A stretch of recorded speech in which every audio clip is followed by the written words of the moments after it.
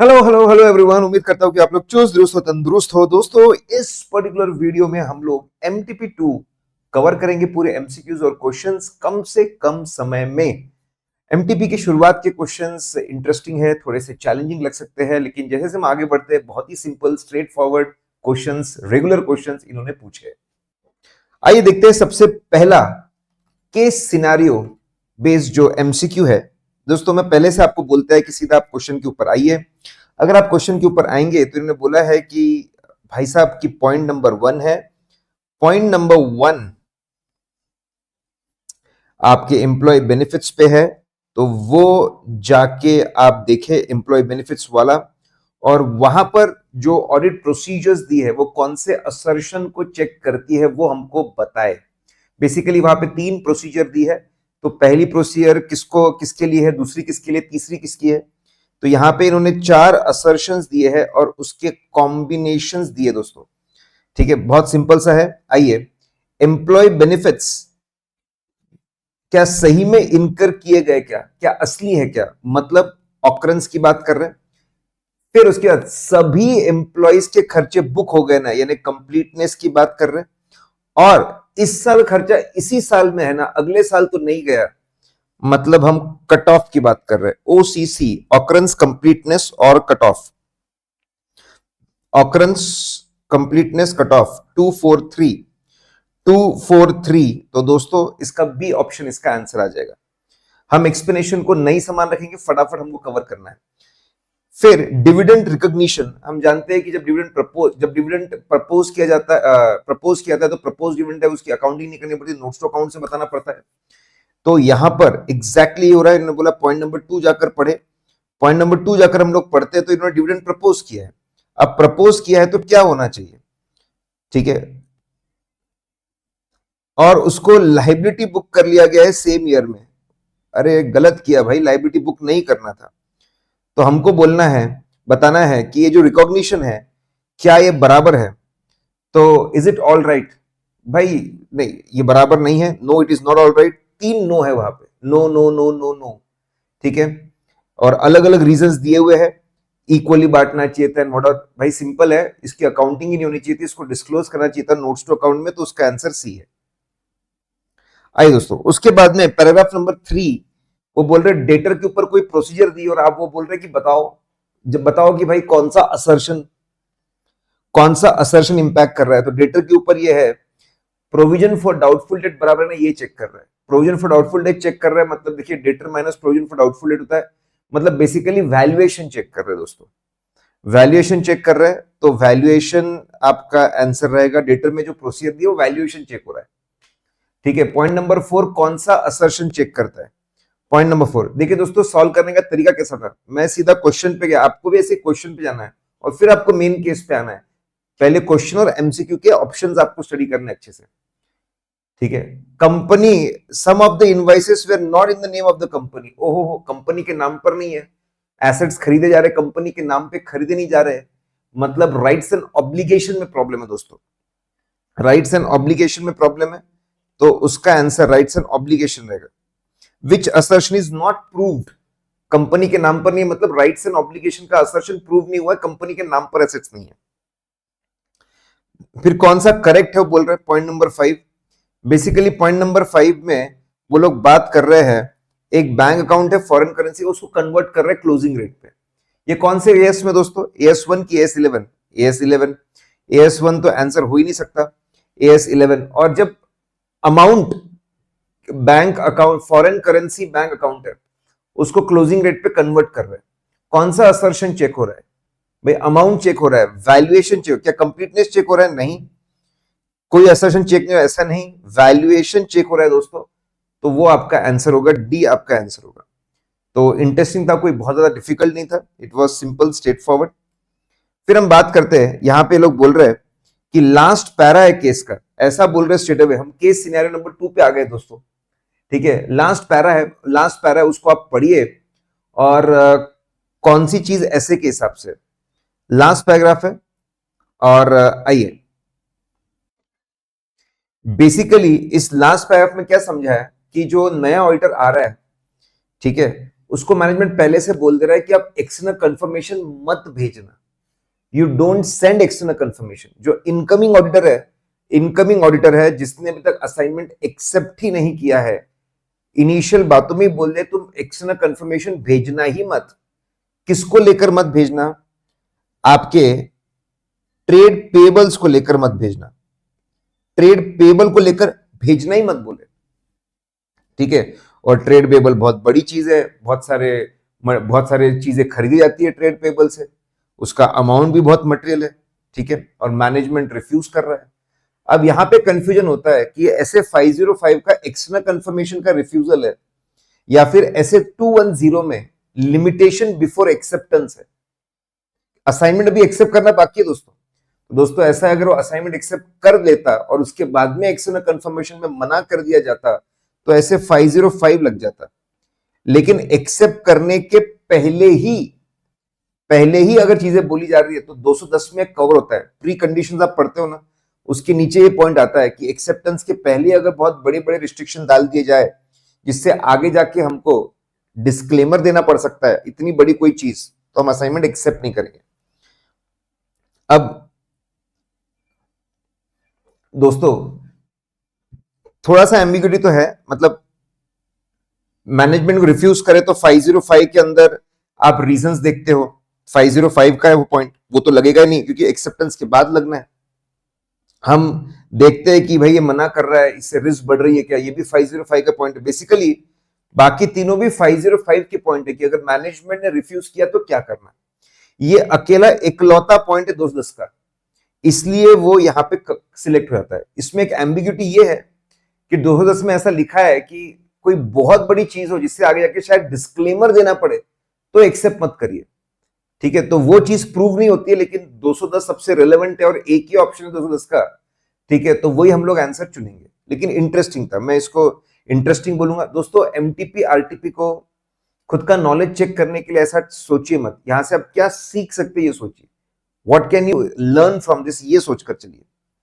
Pre condition, कौन C pre condition miss कर दी है?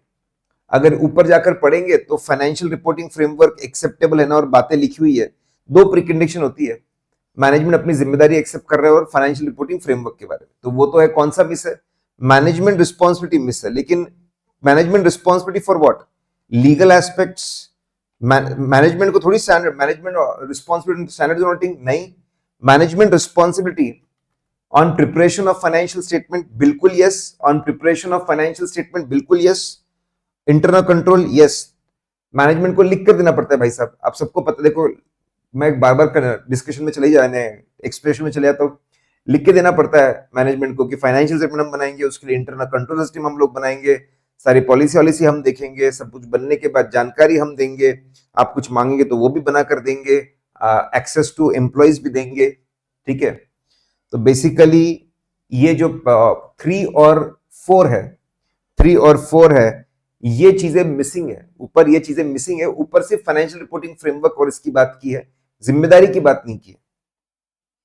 आइए, रिवीजन ऑफ एंगेजमेंट लेटर, कौन सा पॉइंट इनकरेक्ट है? कौन सा पॉइंट इनकरेक्ट है? तो वहां पे यही सारे पॉइंट दिए। एंगेजमेंट रिवाइज होता है ना दोस्तों, बड़े बड़े बदलाव आए तो होता है। यहां पे बोला है मॉडेस्ट, मॉडेस्ट मतलब छोटा मोटा, मॉडेस्ट यानी ठीक ठाक, छोटा मोटा चेंज, रिस्पेक्टेबल चेंज। तो दोस्तों मॉडेस्ट चेंज, जो मॉडेस्ट चेंज बोला है वही गलत है, क्योंकि एक तो मॉडेस्ट वर्ड पूरे स्टैंडर्ड्स में कहीं पर भी नहीं है। उन्होंने बोला एंगेजमेंट लेटर को रिवाइज करने की चीजें है, कौन सा रीजन इनअप्रोप्रिएट है, गलत है। मॉडेस्ट चेंज ये जो वर्ड है, छोटा मोटा चेंज की वजह से हम एंगेजमेंट बदल देंगे, ऐसा नहीं होता। फिर fail to respond to incoming auditors. Incoming auditor जो है वो पूछ रहा है आउटगोइंग ऑडिटर से, भैया साहब आप क्यों छोड़ के गए, कुछ रीजन है, कुछ प्रॉब्लम है तो बताइए ना। बंदा रिस्पॉन्ड ही नहीं कर रहा। एथिकल है क्या? अनएथिकल है, अनएथिकल है। इतनी इंपॉर्टेंट चीज आप रिस्पॉन्ड ही नहीं कर रहे, बंदा इतने इज्जत से पूछ रहा है, प्रोफेशनली पूछ रहा है, भाई आप क्यों जा रहे हो, कोई दिक्कत है, कोई प्रॉब्लम है आपको, बताइए ना। तो क्या ये अनएथिकल है? अनएथिकल है, लेकिन यहाँ पे दो ऑप्शन बन गए अनएथिकल के। कौन सा प्रिंसिपल कॉम्प्रोमाइज हो रहा है? ऑब्जेक्टिविटी कि प्रोफेशनल कॉम्पिटेंस या प्रोफेशनल बिहेवियर? प्रोफेशनल बिहेवियर वाला आपका भाई प्रोफेशनल बिहेवियर नहीं है। प्रोफेशनल बिहेवियर मतलब लॉ रूल्स रेगुलेशन का सम्मान नहीं करना, कुछ भी ऐसा काम करना जिससे इंस्टीट्यूट का नाम खराब होता हो। आप इतना इंपॉर्टेंट कम्युनिकेशन नहीं कर रहे, इंस्टीट्यूट का नाम खराब होता है। प्रोफेशनल बिहेवियर के प्रिंसिपल से कॉम्प्रोमाइज हो रहा है। इसका कॉम्पिटेंस से कोई लेना देना नहीं, नॉलेज और स्किल से कोई लेना देना नहीं है, अनबायस्ड रहना उससे कोई लेना देना नहीं है, प्रोफेशनल बिहेवियर। आइए अब अगले केस पे चलते दोस्तों। करंट अकाउंट है, कंपनी का करंट अकाउंट है बैंक के साथ में, और बैंक के बुक्स में डेबिट बैलेंस दिख रहा है, ऊपर दिया है दोस्तों, बैंक के बुक्स में डेबिट बैलेंस। बैंक के बुक्स में डेबिट बैलेंस मतलब बैंक के लिए रिसीवेबल है, बैंक के लोन गिवन है। बैंक के लिए लोन गिवन है मतलब कंपनी के लिए क्या है, बोरोइंग है, लोन टेकन है। तो ये कहां दिखना चाहिए, बेसिकली करंट अकाउंट में। करंट अकाउंट में ठीक है, जो बैलेंस है वो एक प्रकार, देखो पॉजिटिव बैलेंस भी हो सकता है, नेगेटिव बैलेंस भी हो सकता है। एक प्रकार से नेगेटिव बैलेंस चल रहा है, लोन लिया है ऐसा जिक्र। तो लोन कहां दिखना चाहिए, कैश एंड बैंक में दिखना चाहिए क्या लोन? बिल्कुल नहीं, कैश एंड बैंक में दिखना चाहिए। ऐसे तो शॉर्ट टर्म बोरोइंग में दिखना चाहिए, लेकिन इन्होंने वर्ड यूज किया है करंट लाइबिलिटीज। ठीक है, चल जाएगा, कोई प्रॉब्लम नहीं है, मैं स्पेसिफिक बता रहा हूं।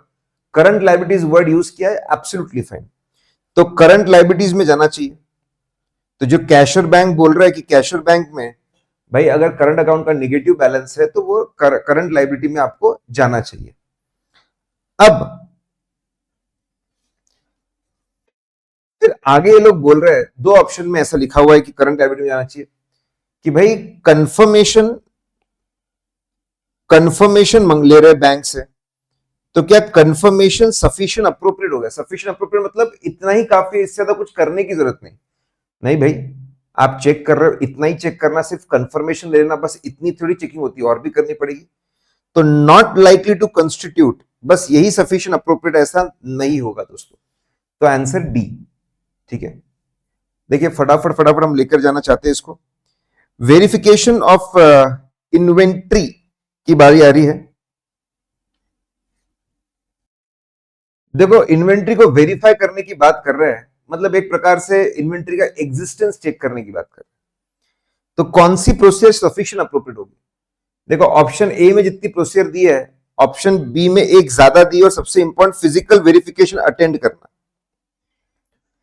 फिजिकल वेरिफिकेशन अटेंड करना। तो ऑप्शन ए तो ऐसे ही कर जाता क्योंकि इसमें ज्यादा प्रोसीजर है।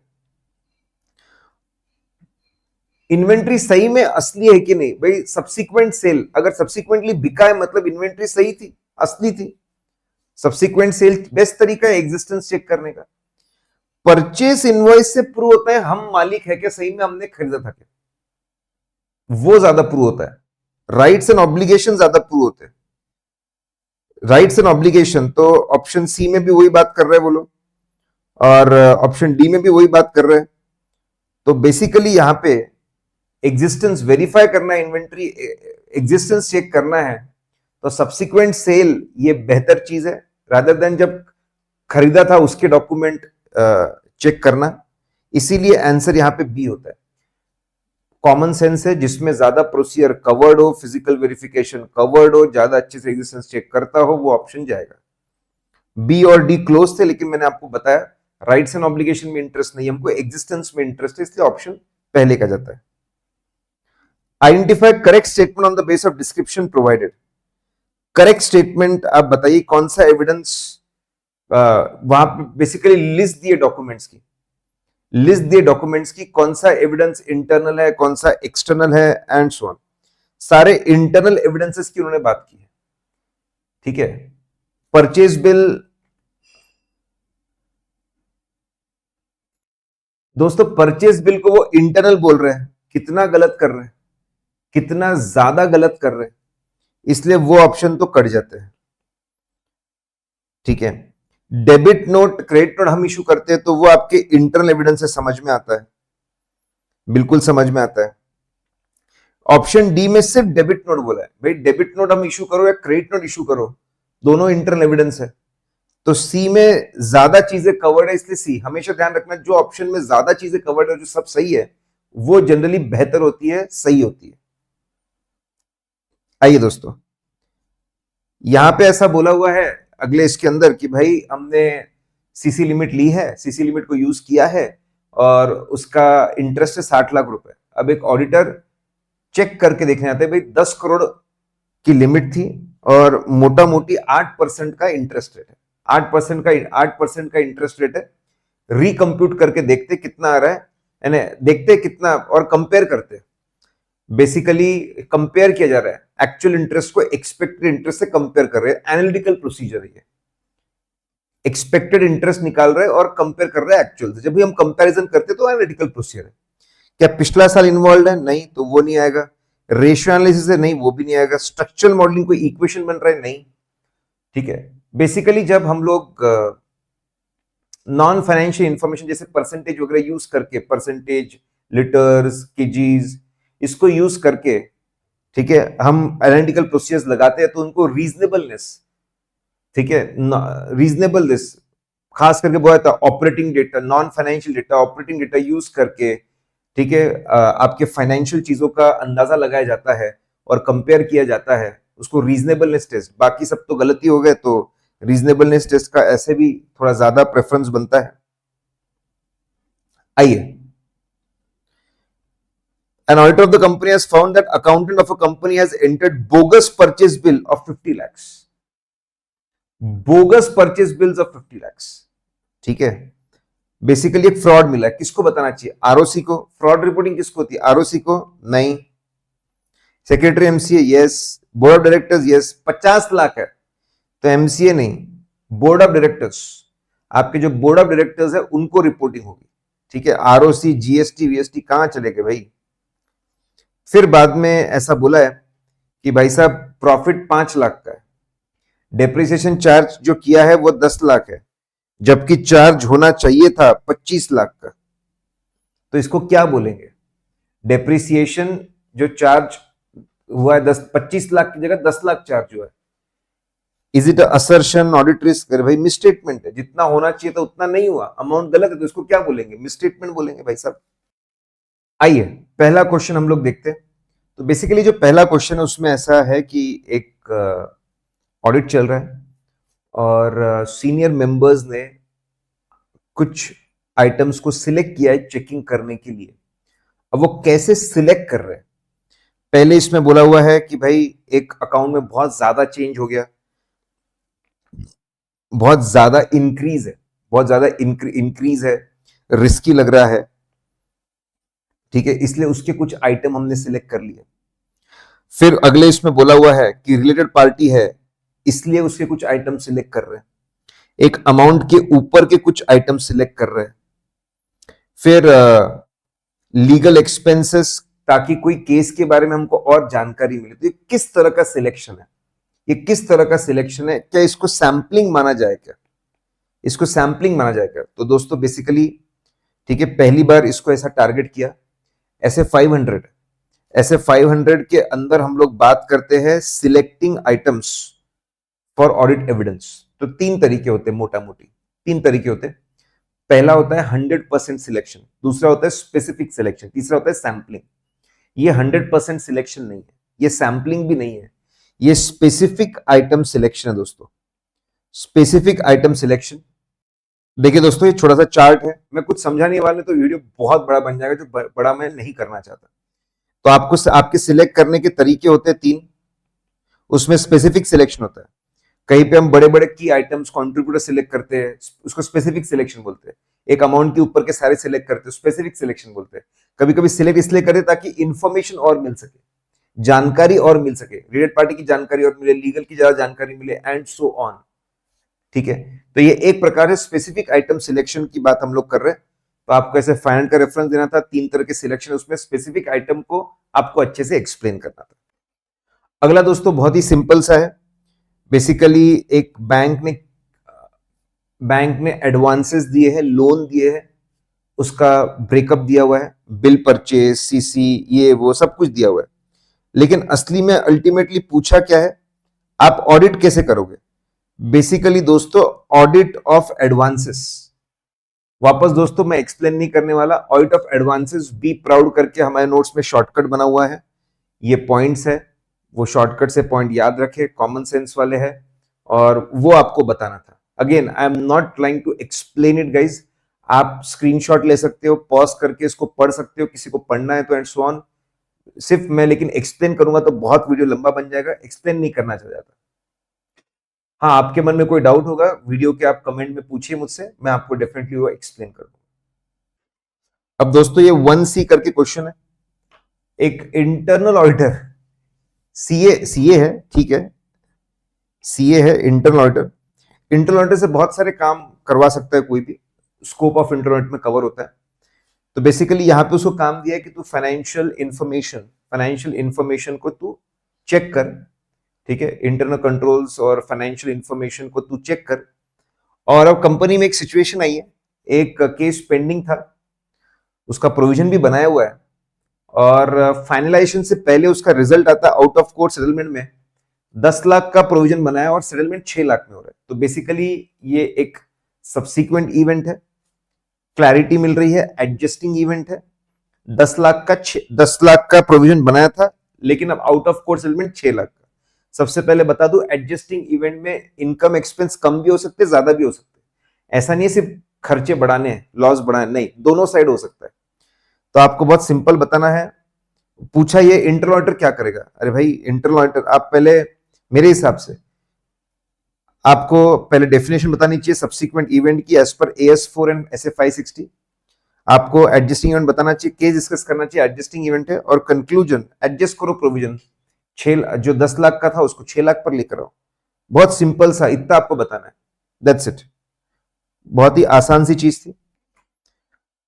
फिर अगले क्वेश्चन के अंदर बंदा बुलाता है कि चार्टर्ड अकाउंटेंट को, भैया तुम चेकिंग कर दो लेकिन मुझे लिमिटेड कंक्लूजन दो, लिमिटेड कंक्लूजन दो, ठीक है। तो ऐसे असाइनमेंट को क्या बोलेंगे? हमारे इंपॉर्टेंट क्वेश्चन के लिस्ट में ये कवर्ड है, IMP क्वेश्चन के लिस्ट में कवर्ड है, ठीक है, ऊपर के ऑडिट ऑफ एडवांसेस भी कवर्ड है। तो अगर कोई limited moderate level of assurance मांगता है, लिमिटेड अश्योरेंस मांगता है, तो रिव्यू मतलब क्या, उसके अंदर टाइम कम है, उसमें ऑडिट प्रोसीजर क्या होती है, उसमें कैसा अश्योरेंस देते हैं, कौन सा स्टैंडर्ड लगते हैं, ये सारी बातें आपको बतानी है, ठीक है। फिर यहां पे management representation letter, management representation letter में हम रिटर्न रिप्रेजेंटेशन में दो होते हैं। एक होता है मैनेजमेंट रिस्पॉन्सिबिलिटी का रिटर्न रिप्रेजेंटेशन देना, और अदर रिटर्न रिप्रेजेंटेशन। तो मैनेजमेंट रिस्पॉन्सिबिलिटी तो रिटर्न रिप्रेजेंटेशन होता है, उसके बारे में बताइए। स्ट्रेट अवे कोई केस नहीं है, थ्योरी क्वेश्चन है दोस्तों। तो दोस्तों बेसिकली मैनेजमेंट रिप्रेजेंटेशन में ये जो पॉइंट है, ठीक है, मैनेजमेंट रिप्रेजेंटेशन में क्या क्या बातें हम लिख कर लेते, बस उतनी बातें, बहुत ज्यादा डेप्थ में नहीं, कितनी बातें हम लोग मैनेजमेंट से लिख कर लेते मैनेजमेंट रिस्पॉन्सिबिलिटी को लेकर इन रिटर्न रिप्रेजेंटेशन, वो बात बतानी थी। ये क्वेश्चन मैं बोलूंगा थोड़ा घुमा फिरा कर पूछा है, पुरानी चीज है कि भाई हम लोग जब प्लानिंग करते हैं तो फर्दर ऑडिट प्रोसीजर के पहले, prior to performance of further audit procedure, मतलब test of control substantive procedure, हम क्या परफॉर्म करते हैं? तो भाई हम रिस्क असेसमेंट प्रोसीजर परफॉर्म करते हैं, ठीक है। तो discuss those matters, risk assessment procedures के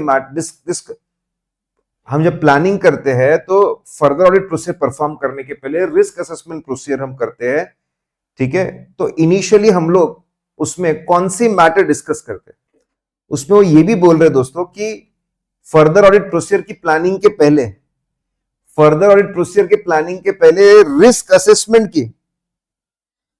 रिस्क असेसमेंट के पहले भी, अब ये अलग ही नए कॉन्सेप्ट निकाल रहे हैं, ठीक है। जब प्लान बनता है तो ऐसे तो 300 के अंदर पक्का है कि जब प्लान बनता है तो पहले रिस्क असेसमेंट प्रोसीजर का प्लान बनता है, फिर आपका फर्दर ऑडिट प्रोसीजर का प्लान बनता है, और अदर ऑडिट प्रोसीजर का प्लान बनता है, ठीक है। और इन सब के पहले भी ऑडिट स्ट्रेटेजी बनती है। लेकिन इन्होंने, इसलिए क्वेश्चन इतना मजा नहीं आया जिस तरीके से उन्होंने ड्राफ्ट किया, उसका जो आंसर है इन्होंने ट्रेडिशनल आंसर दिया है दोस्तों। ट्रेडिशनल, ये ऐसे के हिसाब से आंसर नहीं दिया हुआ है, ट्रेडिशनल आंसर दिया है। क्या आंसर दिया आपको बात हो दोस्तों, आप जानते हैं कि चैप्टर नंबर 2 में दो तरह की थ्योरी है, ठीक है। एक ऐसे 300 की थ्योरी और एक अदर कॉन्सेप्ट जो ट्रेडिशनल थ्योरी है। तो planning is a continuous process, हम जानते हैं। तो प्लान बनाने के पहले थिंक केयरफुली। कौन सी बातों को हम केयरफुली सोचते हैं? एक्सपर्ट एलएमआर के बारे में हम केयरफुली सोचते हैं। एक्सपर्ट कौन होगा, लॉ रूल्स रेगुलेशन क्या बोलते हैं, मटेरिटी क्या बोलती है, रिस्क असेसमेंट प्रोसीजर, ठीक है, रिस्क असेसमेंट प्रोसीजर में क्या लगाएंगे आगे जाके। तो उन्होंने ये बातें कवर की। तो इसका क्वेश्चन का ड्राफ्टिंग और आंसर इतना मुझे नहीं जमा होते कुछ क्वेश्चन। दोस्तों अपना कॉन्फिडेंस जबरदस्ती इसके लिए मत तोड़ो, अपने दिमाग में बैठना चाहिए। ये लोग बोल रहे हैं फर्दर ऑडिट प्रोसीजर के भी पहले, रिस्क असेसमेंट प्रोसीजर की पहले हम, ठीक है, कौन सी बातें सोचते हैं? तो ये एक्सपर्ट एलएमआर वाली बातें हम सोचते हैं। बस इतना दिमाग में रखो, इससे ज्यादा हमको साइंटिफिक कोई रिसर्च नहीं करना है। ऐसा क्वेश्चन आया तो लिखते आना चाहिए। दोस्तों देखिए, इस मोमेंट ऑफ टाइम पे जितना सोचना चाहिए उतना ही मैं आपको बता रहा हूं।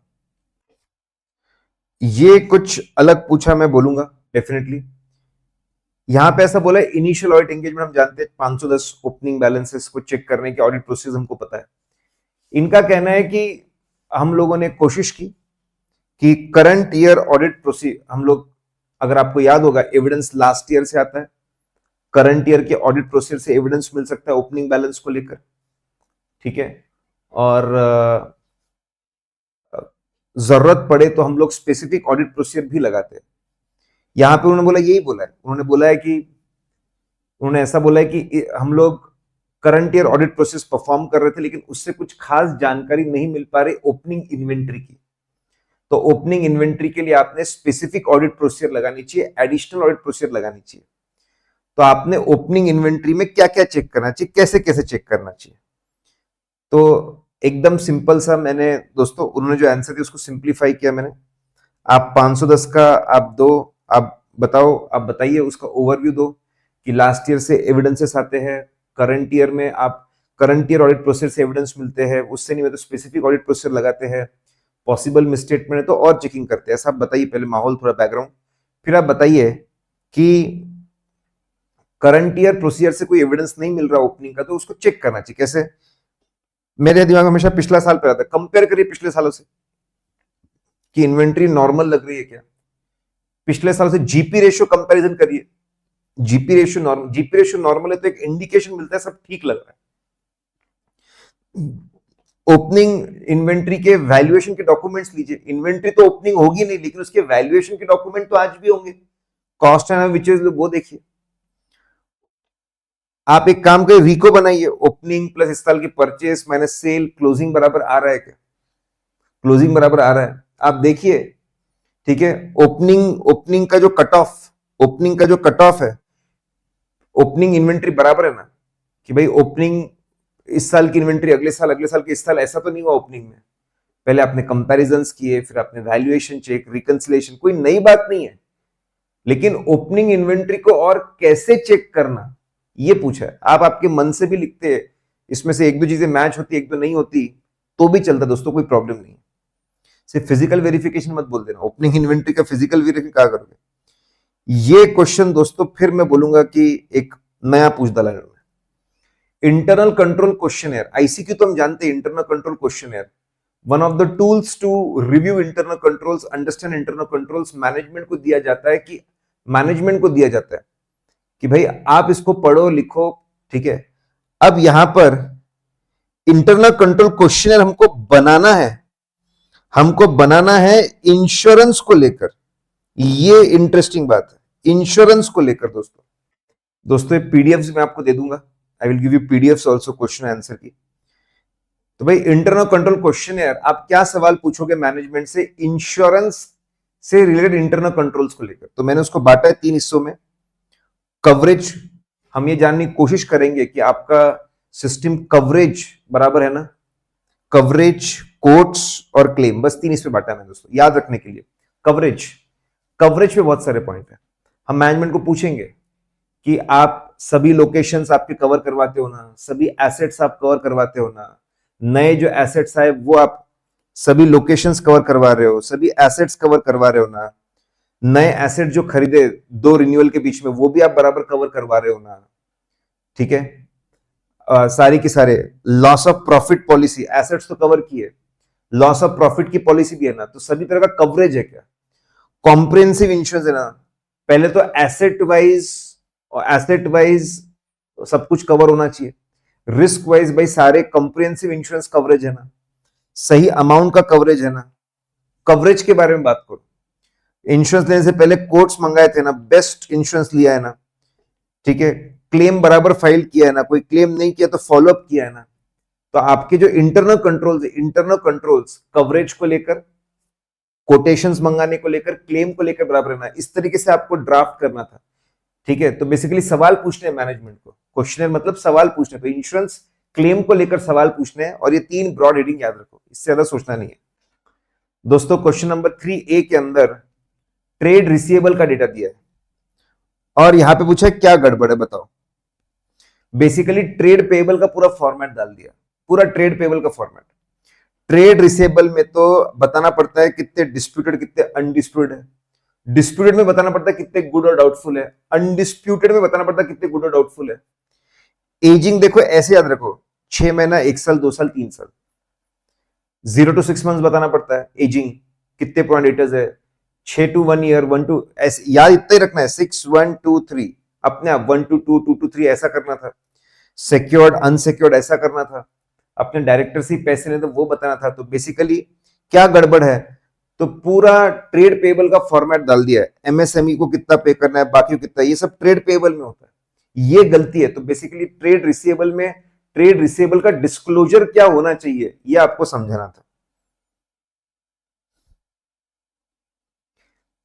अगला एकदम simple, work in progress. Work in progress की चेकिंग दो, एग्जिस्टेंस और वैल्यूएशन। एग्जिस्टेंस में तो आप बताइए फिजिकल वेरिफिकेशन अटेंड करना पड़ेगा, 501 हमको आता कैसे अटेंड करना, उसके बारे में थोड़ी बहुत और बातें कर दीजिए, थोड़ी बहुत और बातें कर दीजिए, शॉर्ट में ही समझाया। फिजिकल वेरिफिकेशन अटेंड करना पड़ेगा, अटेंड करने में क्या क्या करते हैं 501 के हिसाब से बता दीजिए। वैल्यूएशन चेक करना है, मतलब कॉस्ट और एनआरवी विचर इज लोअर।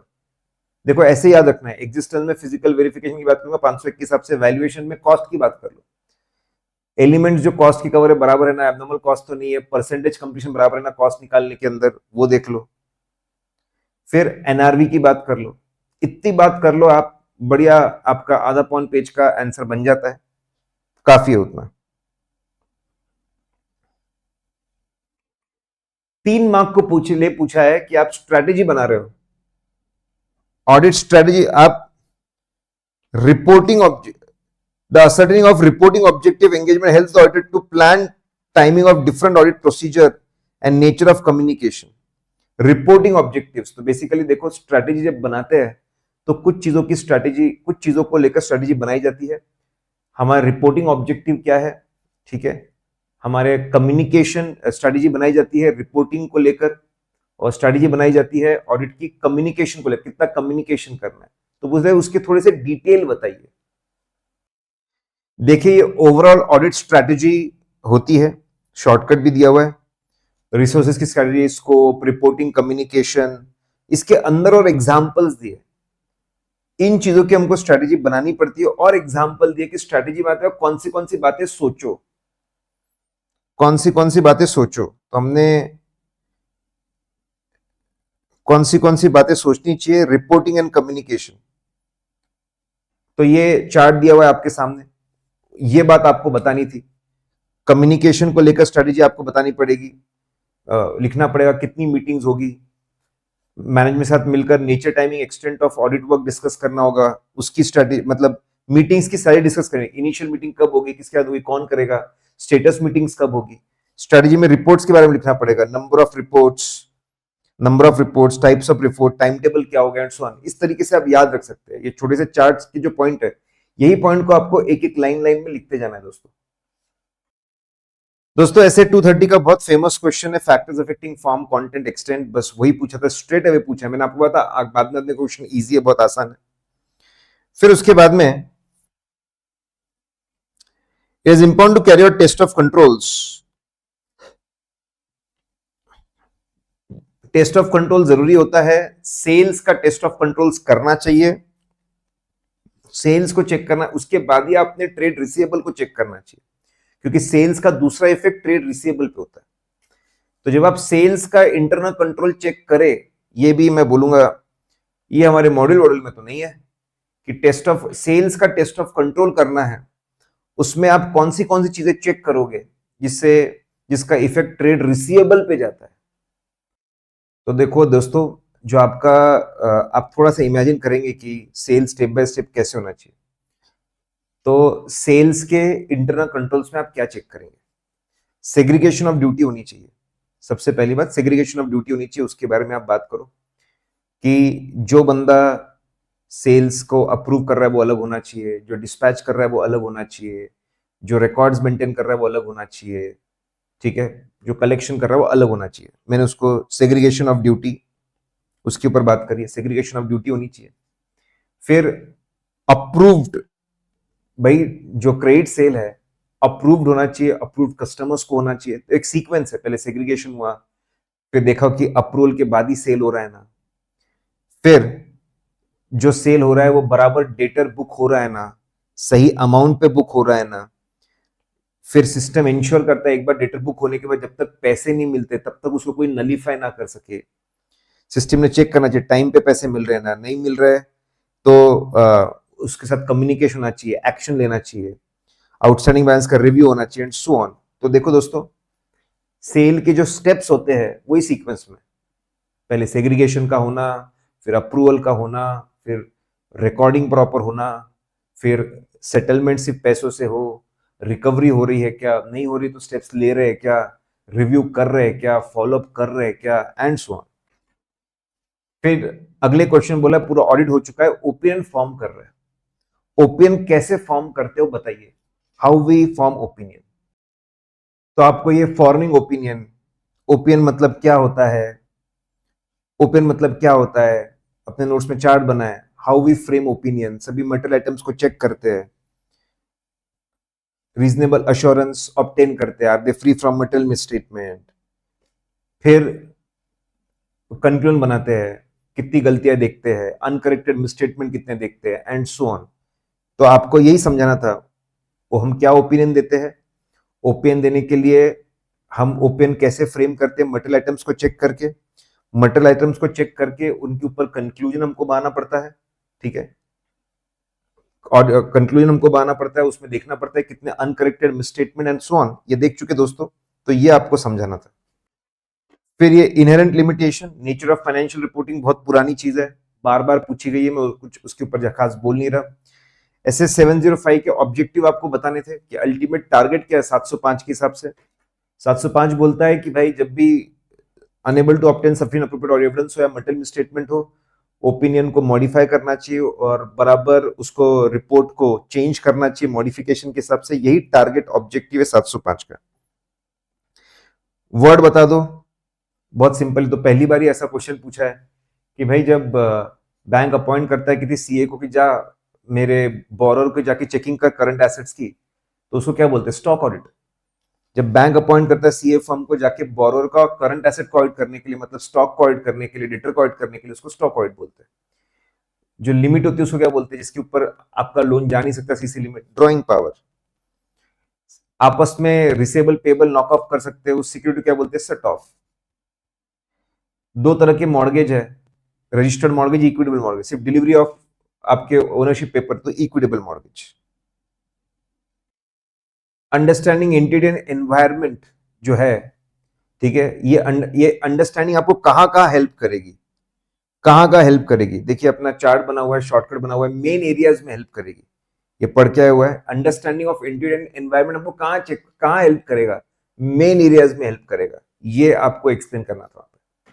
फिर दोस्तों अगला क्वेश्चन था कि भाई साहब फीस चेक करनी है, कॉलेज की फीस चेक करनी, क्या चेक करोगे, कैसे चेक करोगे, फीस कैसे चेक करना। तो क्लास में हम लोगों ने शॉर्टकट बनाया था, पीएनएल की फीस को फीस रजिस्टर से मैच करेंगे। फीस रजिस्टर को इमेजिन करो, सबसे पहले नाम लिखा होगा, वो क्लास अटेंडेंस से मैच करेंगे, फीस लिखा होगा, कैटेगरी से मैच करेंगे, कलेक्शन है उसको कार्बन कॉपी काउंटर फाइल से मैच करेंगे, ठीक है।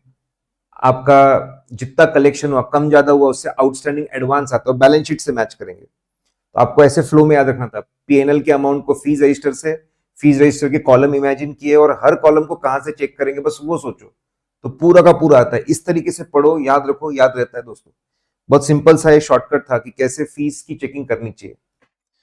फिर ये अगला बहुत सिंपल, एंगेजमेंट लेटर कौन किसको देता है और उसमें कौन सी बातें होती है। ऐसे 210 है, ऑडिटर इसको बनाता है और फिर ये मैनेजमेंट को देता है, और कौन सी बातें होनी चाहिए ऐसे 210 के अंदर कवर्ड है। बहुत फेमस क्वेश्चन है दोस्तों, मैं उसमें जा नहीं रहा हूं।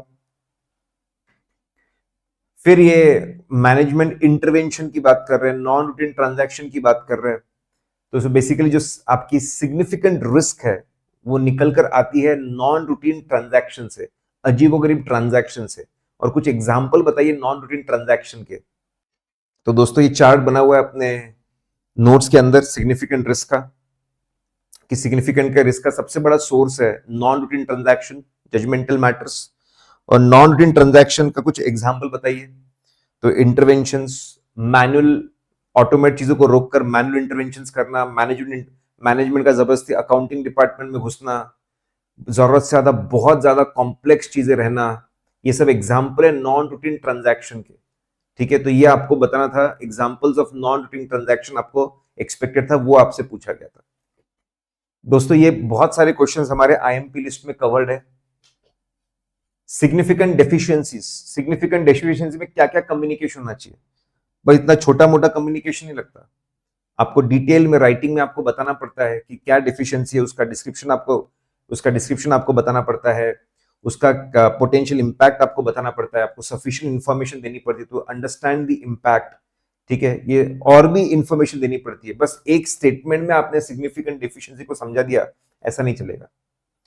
प्रोप्राइटी ऑडिट के प्रिंसिपल्स बताइए। प्रोप्राइटी ऑडिट के प्रिंसिपल्स बहुत फेमस क्वेश्चन है गवर्नमेंट ऑडिट का। प्रोप्राइटी ऑडिट के प्रिंसिपल्स आप बताइए। फिर आप ओवरऑल ऑडिट स्ट्रेटेजी बनाते हो। ओवरऑल ऑडिट स्ट्रेटेजी बनाते हो, उसमें आपको सोचना पड़ता है ऐसे फैक्टर्स जिनका बहुत ज्यादा इंपैक्ट होता है on efforts of the engagement team, बहुत इंपैक्ट होता है efforts of the engagement team. देखिए दोस्तों अपने नोट्स में चार्ट बना हुआ है, आपको देखना पड़ता है पिछले साल के बारे में, पिछले साल का ऑडिट आपने किया था क्या, उसका कितना एविडेंस है। ठीक है, उसके कितने एविडेंस यूजफुल है, वहां का इंटरनल कंट्रोल का एविडेंस यूजफुल है क्या, कितनी डिफिशिएंसीज थी करंट ईयर में रिस्क कितनी है। इसका बहुत बड़ा इंपैक्ट होता है एफर्ट्स के ऊपर। पिछले साल ऑडिट नहीं किया है, हमारे एफर्ट्स बढ़ जाते हैं। पिछले साल अगर पता चलता है इंटरनल कंट्रोल्स वीक थे, वहां का एविडेंस यूज नहीं कर सकते, हमारे एफर्ट्स बढ़ जाते हैं। करंट ईयर में रिस्क बहुत ज्यादा है, हमारे एफर्ट्स बढ़ जाते हैं दोस्तों, एफर्ट्स बढ़ जाते हैं। रिस्क अगर बहुत ज्यादा है तो अवर फिर करंट ईयर में क्या वॉल्यूम, कितना वॉल्यूम इंक्रीज हुआ है, उस पे भी हमारे एफर्ट्स बढ़ जाते। तो ये समझाना था कि भाई बहुत क्रिटिकल फैक्टर्स होते हैं affecting efforts of the engagement team, कौन से फैक्टर्स के बारे में सोचना चाहिए स्ट्रेटेजी बनाते वक्त। आखिरी क्वेश्चन दोस्तों कि कारों में पैसा लिया था वर्किंग कैपिटल के लिए, क्रेडिट फैसिलिटी, आप पता है मतलब वर्किंग कैपिटल जो डे टू डे एक्सपेंस उसके लिए पैसा लिया गया, लेकिन यूज कर लिया इसको इक्विपमेंट खरीदने के लिए, पोल्यूशन कंट्रोल इक्विपमेंट, मतलब गलत पर्पस के लिए यूज किया, money not utilise for the purpose for which it was raised. तो आपका कारों में रिपोर्टिंग करना पड़ेगा कि सही पर्पस के लिए यूज नहीं हुआ, क्लॉज नंबर 9 में दोस्तों। चलिए दोस्तों, सेशन का ऑब्जेक्टिव ये था कि आपको एमटीपी कम से कम समय में एक ओवरव्यू दे दे, आप थोड़ा कंफर्टेबल फील करने लगे। आई होप ऑब्जेक्टिव अचीव्ड है दोस्तों। हम आपके हाथ में लगे हुए हैं, अगर हमारे एफर्ट्स बहुत अच्छे लगते तो प्यारे प्यारे आपके कमेंट्स करिए और हमारे लेक्चर्स, हमारा कंटेंट सब तक पहुंचाइए। ठीक है, उसके बारे में हर जगह पे आप बताइए। Thank you very much guys.